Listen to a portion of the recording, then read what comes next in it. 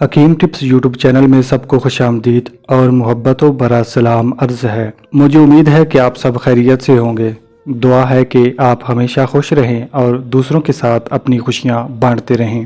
اگر آپ بیوی کے پاس جاتے ہیں، بیوی سے پیار بھری باتیں کرتے ہیں، لیکن جب دخول کا وقت آتا ہے تو آپ جلد فارغ ہو جاتے ہیں۔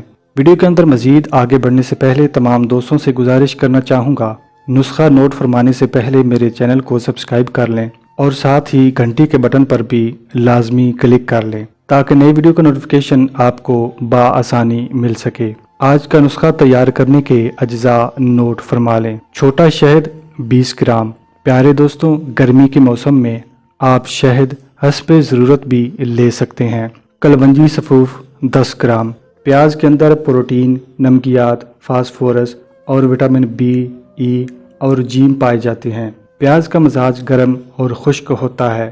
دراصل پیاز اللہ کی وہ نعمت ہے کہ جب قوم بنی اسرائیل من و سلوہ کھاتے کھاتے اکتا گئی تو اس نے حضرت موسیٰ علیہ السلام سے پیاز، مسور اور لہسن کی تمنا کی تھی۔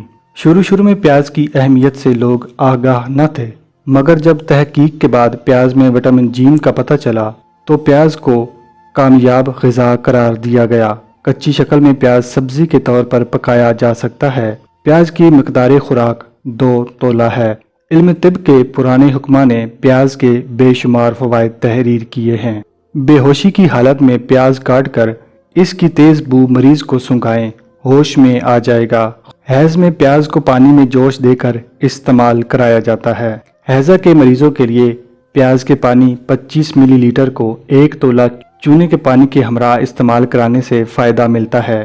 پیاز آواز کو سریلا بنانے میں مدد دیتا ہے۔ یہ جراثیم کش ہے، اگر چھیل کر فرش پر پھیلا دیا جائے تو تمام جراثیم ہلاک ہو جاتے ہیں۔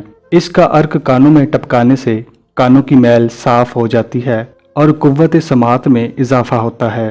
پیاز کو مناسب مقدار میں کھاتے رہنے سے انسانی چہرہ سرخ ہو جاتا ہے اور چہرے کی زردی غائب ہو جاتی ہے۔ جب پستان کا ورم پھوٹ کر زخم بن جائے اور آرام نہ ہوتا ہو تو پیاز کی مرہم بنا کر لگانے سے زخم جلد بھر جاتا ہے۔